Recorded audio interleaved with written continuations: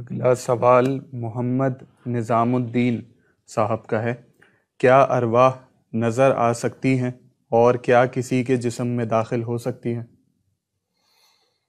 جسم میں داخل ہونا یہ اس لحاظ سے جو آج کل سواری کے طور پر کہا جاتا ہے وہ بالکل غلط ہے۔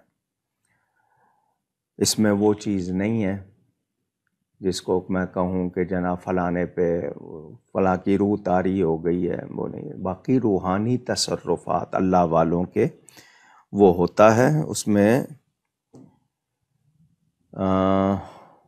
کیا کہا جائے، میں یوں کہوں کہ کسی کا روحانی فیض آ گیا یا ان کی توجہ ہو گئی، تصرف ہو گیا تو وہ تو ٹھیک ہے، لیکن حلول کرنا یا آ کے اندر اس کے وہ باتیں کرنا، یہ جو لوگوں نے بنایا ہوا ہے یہ بالکل غلط ہے۔ باقی ہم جتنا بھی کہتے ہیں، جو بھی کہتے ہیں، میں اس حوالے سے تفصیل میں اگر جاؤں تو اتنا کہوں گا کہ ہمارے ہاں وہ نظریہ کہ کوئی جن بھوت کسی پر آ جاتا ہے تو ہم اس طرح اگر اس کو وہ لیں کہ روح اس میں آ گئی ہے، وہ بات نہیں ہے، اگر آپ میری بات سمجھ گئے ہوں۔ محمد نظام الدین کے جو سوال تھا اس کا دوسرا حصہ یہ تھا کہ کیا ارواح نظر آ سکتی ہیں؟ جی بالکل نظر آ سکتی ہیں، مجسم ہو کے آ سکتی ہیں آپ کو، وہ اگر دکھانا چاہیں، کوئی بزرگ ہیں، اللہ والے ہیں یا ویسے، تو جو اللہ والوں کی روحیں ہیں وہ سفر بھی کرتی ہیں، وہ مجسم ہو کر بھی آ جاتی ہیں، نظر بھی آ سکتی ہیں اگر روحانی تعلق ہو جائے۔ باقی یہ جو روحوں کو بلانے کا عمل وغیرہ، میں اس کی بات نہیں کر رہا، جو لوگ گلاس رکھ کے اور پتہ نہیں کیا کیا کرتے ہیں، اس کی بات نہیں کر رہا۔ اگلے سوالات شہباز صاحبہ کے ہیں۔ ان کے دو سوالات، پہلا یہ کہ سیفی سلسلہ کیا ہے اور کس ہستی سے جا کر ملتا ہے؟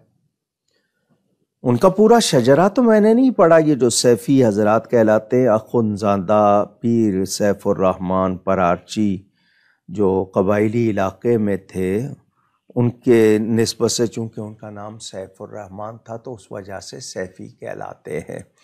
وہ بزرگ ہستی تھے، کئی مرتبہ ان سے مختلف جلسوں میں ملاقات ہوئی، کوئی زیادہ بات چیت نہیں ہوئی، تو وہ جو ان کا سلسلہ ہے اس کا شجرہ پڑھ لیا جائے تو وہ معلوم ہو جائے گا۔ مجھے بہت زیادہ نام نہیں معلوم کہ وہ کس سلسلے میں، قادری، چشتی، نقشبندی، سہروردی یا سب میں، مجھے یہ تفصیل اس وقت نہیں معلوم۔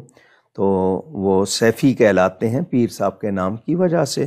اگر چشتی ہیں یا قادری ہیں یا نقشبندی ہیں یا سہروردی ہیں، یہ جو متداول طرق ہیں، سلاسل ہیں اولیاء کے، انہی میں سے ہیں۔ باقی یہ کہ کسی کے انفرادی کوئی ایسی بات ہو غلط، ہم اس پر اس کے پورے سلسلے کو غلط نہیں کہہ سکتے۔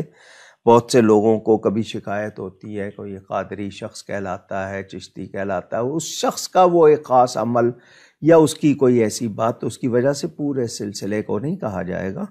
تو جتنا مجھے معلوم ہے میں نے وہ سیفی نسبت بتا دی، اب باقی وہ سلسلہ ان کا میرا خیال جو تفصیل ہے وہ آپ کو ان سے معلوم ہو جائے گی۔ ان کا دوسرا سوال کہ امام جعفر صادق رضی اللہ تعالی عنہ کے نام کے جو کنڈے کیے جاتے ہیں ان کی کیا حقیقت ہے؟ کئی مرتبہ یہ بات کی ہے ناظرین و سامعین، ایصال ثواب، میں کچھ پڑھتا ہوں، کچھ پکاتا ہوں، کچھ کپڑا لیتا ہوں، کوئی کنواں کھدواتا ہوں، کوئی کسی کو ہدیہ کرتا ہوں، مدد کرتا ہوں کسی کو ثواب پہنچانے کے لیے، اس عمل کا نام ہے ایصال ثواب۔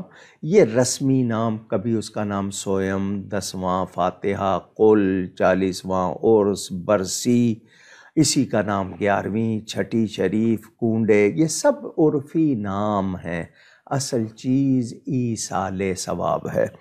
کنڈے کے حوالے سے کئی مرتبہ یہ بات کی ہے کہ یہ شرط رکھنا کہ جی مٹی ہی کے برتن ہوں گے، آئٹم صرف یہی ہوں گے کہ پوری ہوگی، کھیر ہوگی اور یہ جناب اندر بیٹھ کے کھائیں گے، کوئی باہر نہیں لے جائے گا، صرف فلاں تاریخ ہوں گے، یہ شرطیں غلط۔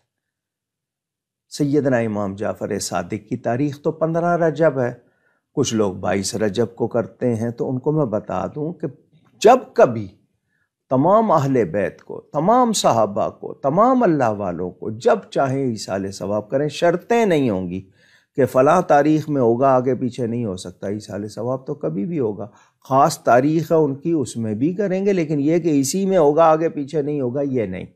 اور آئٹم جو ہے کہ نہیں جی صرف یہی آئٹم رکھنا ہے اور کچھ نہیں رکھنا، یہ پابندی بھی نہ ہو۔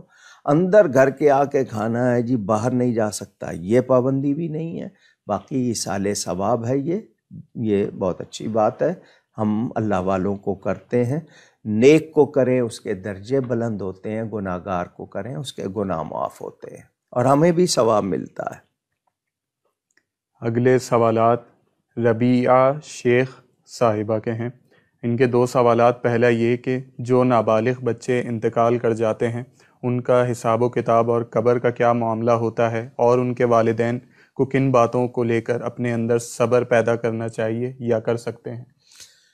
جو نابالغ بچے انتقال کر جائیں مسلمانوں کے، وہ ان کے لیے، چونکہ آپ نے کبھی غور نہیں کیا ان کی نماز جنازہ میں دعا کیا پڑھی جاتی ہے۔ لڑکا ہو تو شافعاں و مشفع، لڑکی ہو تو شافعاتاں و مشفع، کہ اس کو ہمارے لیے سفارشی بنا، آخرت کا ہمارے لیے ذخیرہ بنا۔ یہ نابالغ بچے جب یہ جنت میں بھیجا جائے گا، یہ کہیں گے ہم اپنے ماں باپ کے بغیر نہیں جائیں گے، تو یہ ذریعہ بن جائیں گے نجات کا۔ شرط یہ ہے کہ ماں باپ مومن ہوں، ایمان بنیاد ہے۔ تو یہ بچے آپ کے لیے اجر کا اور آخرت کا سامان بنتے ہیں، شفاعت کا سامان بنتے ہیں، اور یہ اللہ کی دی ہوئی نعمت ہے، اللہ نے لے لی۔ دعا کریں اللہ آپ کو اس کا اور اچھا بدل، نعم البدل جس کو کہتے ہیں، عطا فرمائے۔ تو اللہ تعالیٰ دینے والا ہے، اس پہ بے صبری نہیں ہونی چاہیے۔ ہاں افسوس ہوتا ہے، لیکن وہ بچے تو آپ کے لیے شفاعت کا سامان ہے، آخر جنت کا سامان ہے، آپ کے لیے آگے سفارشی بنیں گے۔ تو اللہ کی رضا پر راضی رہنا صدمہ ضرور ہوتا ہے۔ حضور صلی اللہ علیہ وسلم کی ایک بات سنا دوں آپ کو۔ حضور صلی اللہ علیہ وسلم کے شہزادے حضرت سیدنا ابراہیم نبی کریم صلی اللہ علیہ وسلم کے فرزند ہیں، ان کی والدہ حضرت ماریہ قبطیہ رضی اللہ تعالی عنہ، یہ 16 مہینے کی عمر میں نبی پاک کی گود میں وصال فرما گئے۔ حضور صلی اللہ علیہ وسلم کی آنکھوں سے آنسو جاری ہوئے۔ صحابہ نے کہا آپ نے ہمیں تو رونے سے منع کیا ہے اور خود آپ رو رہے ہیں۔ فرمایا یہ بے صبری کے آنسو نہیں ہیں، جدائی کا غم، یعنی یہ محروم ہو گئے اس بچے سے، یہ پھول سا بچہ چلا گیا، اس بات کا۔ ایک ہوتا ہے ہاتھ مار کے رونا، آوازیں نکالنا، نہ، جو خود بخود رونا آئے وہ اور بات ہے، ایک دکھاوے کا رونا چلانا وہ جائز نہیں ہے، جزا فضا ہاتھ مارنا بال بکھیرنا وہ جائز نہیں ہے۔ حضرت ماریہ ان کی والدہ تھیں، وہ رویا کرتی تھیں، پھول سا بچہ چلا گیا، ماں تھی۔ حضور نے فرمایا تم رویا نہ کرو، اللہ نے جنت میں حضرت ابراہیم علیہ السلام کو اس کا کفیل بنایا، وہ اس کو دیکھ بھال کرتے ہیں جنت میں۔ تمہارا بچہ تمہاری گود میں اتنا خوش نہیں تھا جتنا جنت میں خوش ہے۔ حضور صلی اللہ علیہ وسلم نے اپنی زوجہ محترمہ کو یہ کہا، وہ ماں تھی، رونا نکل رہا تھا، فرمایا تم چاہو تو میں تمہارا بچہ تمہیں جنت میں دکھا دوں۔ خود حضور فرما رہے ہیں، یعنی حضور کا اختیار دیکھیں، شان دیکھیں۔ تو اپنی زوجہ سے فرمایا تمہیں دکھا دوں۔ اب حضرت ماریہ کا ایمان دیکھیے، انہوں نے کہا میں دیکھنا نہیں چاہتی۔ کل قیامت کے دن اللہ تعالیٰ یہ نہ فرما دے کہ تو نے اپنی آنکھوں پر یقین کیا، میرے نبی کے بیان پر یقین نہیں کیا۔ تو حضور مجھے تسلی ہے، آپ نے فرما دیا۔ اب یہ اندازہ کیجئے تو صدمہ ہوتا ہے بچوں کا، لیکن یہ سوچ کر کہ یہ ہمارے لیے نجات کا سامان، شفاعت کا سامان بنیں گے، اللہ کی دی ہوئی نعمت تھی، اللہ نے لے لی، تو ہم دعا کریں، لیکن ایسی بے صبری جس میں شکایت ہو وہ درست نہیں۔ ان کا دوسرا سوال کہ وفات پا جانے والے کو خواب میں دیکھنے کا کیا طریقہ کار ہے؟ دعا کر سکتے ہیں آپ، لیکن دیکھنا ضروری نہیں ہے آپ کے یہ تمنا کریں کہ میں دیکھوں. ویسے آپ کا دل چاہتا ہے تو آپ سورہ علم نشرہ پڑھتے پڑھتے سو جائیں اس نیت کے ساتھ کہ یا اللہ میں دیکھنا چاہتا ہوں، مجھے دکھا دیں. اور پھر اگر کسی ایسے حال میں دیکھیں کہ آپ کو لگے کہ مناسب نہیں ہے، اس کو بیان نہ کریں تو ان کے لیے پھر دعا کریں. تاہم آپ یہ تمنا رکھتے ہیں تو دعا کریں، اور یہ نماز حاجت پڑھی جا سکتی ہے یا اس کے علاوہ دعا. لیکن بزرگوں نے طریقہ بتایا، سورہ علم نشرہ، سورہ انشراح پڑھیں. پڑھتے پڑھتے 2 بار 3 بار 4 بار نیند آ جائے گی تو اللہ تعالیٰ چاہے گا دکھا دے گا. محمد جنید صاحب کا سوال کہ کیا اگر ہم سے کوئی بات کرتے ہوئے بار بار کفریہ کلمات نکال رہے ہوں تو کیا ہماری بھی پکڑ ہوگی حالانکہ ہماری نیت ایسی نہیں تھی؟ دیکھیں، ایک ہوتا ہے کسی کو بچانے کے لیے دوسرے کو بتانا کہ تاکہ فلاں شخص کی یہ بات ہے، اس سے آپ نے اس کی تائید نہیں کرنی. اس طرح کی بات جو ہوتی ہے وہ کفر، ایک تعلیم ہوتی ہے، ایک بچانا. کیونکہ حکم ہے ایاکم و ایاہم، اور یہ بھی ہے اذکروا الفاجر کی یحذرہ الناس، کہ برے کا ذکر کرو تاکہ لوگوں کو اس سے بچایا جائے.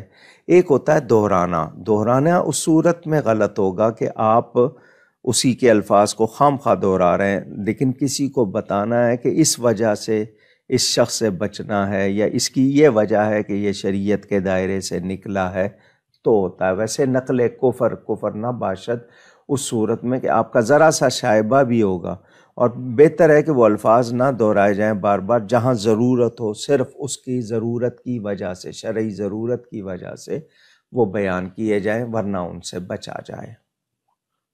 ان کا اگلا سوال کہ کیا کفریہ وسوسے آنے سے ایمان پہ کوئی اثر پڑتا ہے؟ نہیں جی، یہ ہماری حالت ہے، ہم پاک نہیں رہتے ہوں گے، غذا کا مسئلہ ہوگا، زبان سے غلط لفظ نکلتے ہوں گے، ہماری گفتگو ہمارے لیے سب سے بڑا مسئلہ بنتی ہے، ہماری زبان آفتیں. تو استغفار اور لا حول ولا قوت الا باللہ. وسوسے آنا بری بات نہیں، کتنا برا وسوسہ ہو، آنا برا نہیں ہے، اس میں لگ جانا، اس کو بار بار سوچنا وہ غلط ہے. آپ اس کو جھٹکے لا حول ولا قوت الا باللہ بار بار پڑھیں. کوئی اور چیز پڑھنا شروع کر دیں آپ تو دھیان ہٹ جاتا ہے، لیکن آپ دھیان ہی اس میں رکھیں تو پھر یہ آپ کی کمزوری ہے، یہ مناسب نہیں.